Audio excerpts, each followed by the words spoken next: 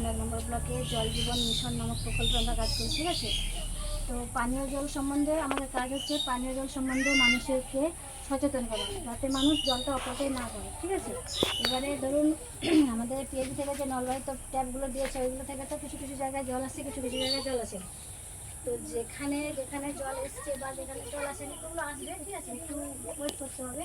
কিন্তু বাড়িতে যারা টিউবওয়েল থেকে যে জলগুলো ব্যবহার করেন ওই টিউবওয়েলের সামনে যেন কোনো নর্দমা যেন না থাকে। ওইখানে নর্দমা থাকলে কী হবে, জমা জল সৃষ্টি থেকে ওখানে আমরা কী করি ছড়াই দিই, ঠিক আছে। এবারে দিনের বেলাতে আমরা যদি সচেতনতা অবলম্বন করি, তো দিনের বেলাতে বাচ্চা হোক বা মানুষ হোক বা আমরা যদি গরু ছাগলও রাখি, তো ওগুলো যদি মশারির মধ্যে রাখা যায় তাহলে খুবই ভালো হয়। কেননা এখন চতুর্দিকে তো জল নিকাশের ব্যবস্থা খুব একটা নেই, বিশেষ করে যেগুলোতে ঘনবসতি এলাকা বেশি।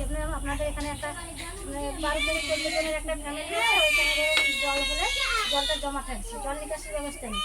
এরকম জায়গাগুলোতে যদি জল জমা থাকে তাহলে খুবই সমস্যা হয়ে যায়। এইগুলোতে বেশিরভাগ কী বলবো, ওই মশার সৃষ্টিটা এইসব জায়গাগুলো বেশি হয় আর কি। ডেঙ্গু উৎপন্নটা এইসব জায়গা থেকেই হয়।